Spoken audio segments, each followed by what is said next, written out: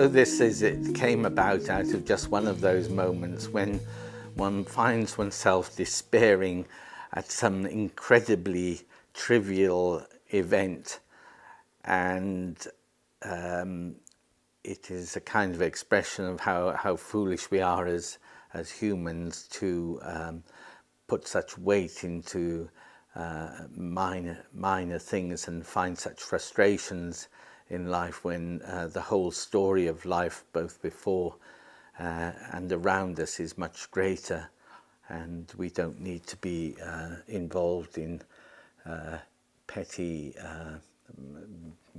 problems. We waste our time in that, really. But also it's an acknowledgement of just how vast and amazing the whole of life story is, and really quite beyond comprehension, both in personal terms and in terms of the whole evolution and development and creation of man. It is just such a vast thing. There is no end to it, really. And sometimes we give our moment in time a lot more importance than it is due. I'll just read this. So this is it. So this is it. So this is it. This is what it's all been for. 56 years, man and boy, and something in between brings me sitting here today. And I can say it has not been easy. And when I think what it has taken, the trains I've caught, the planes I've nearly missed, the checking in, the checking out, the waiting, red light, green light, walk, don't walk, permits, one way, lane closed, market days only, alternate Tuesdays, and the queues, the endless queues, well, you could weep.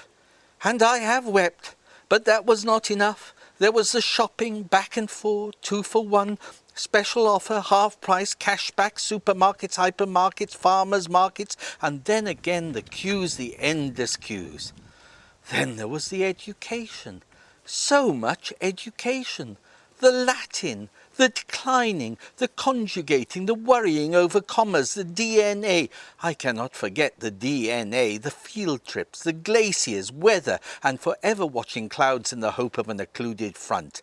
And then the cramming, the swatting, the revising, and all that just to pass the exam to allow today to happen. But it doesn't stop there. My parents had to do it all before, and their parents before them, and back, and somewhere down the line someone had to jump ship, swim ashore, be pursued by press gangs, hide in barns, change his name, learn a foreign language, all just to get to now. And it blows my mind to think, all that history, so much history, the wars, crusades, Harold with an arrow in his eye, roses red, roses white, Cromwell, Maggie T, Bush and Blair, Afghanistan, again, and all for this. But this is not the half of it. Indeed, it's barely part of it at all. There's the whole of evolution. Darwin, zebra finches, pterodactyls, mass extinctions, global cooling, global warming, volcanic dust, and one-celled organisms eating only mud and living at the bottom of the sea, and without all this there would be no today. And I haven't even mentioned the whole cosmic thing, the suns and planets, galaxies, black holes, light years here, light years there, 10 dimensions, protons, gluons, relativity, quantum theory and gravity, just to hold it all together, and as if that weren't enough, one big bang just to get to now. So this is it. This is what it's all been for.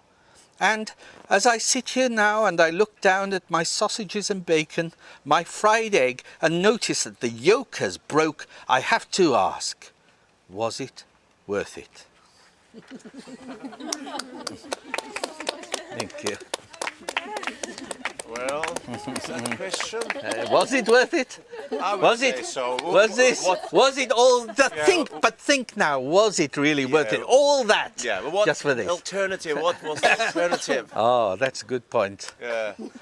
I think you just have to accept what's getting there. I mean, yeah, it was worth it. Yeah, but I really have sympathies with those one-celled organisms living on at the bottom of the sea and eating only mud. You wouldn't have been because sitting here. Without them, these strawberries would not have been possible. You couldn't have your No. pint of beer. Super. I like it. It's true. What is this all about? What is it all for? What is this big sun about?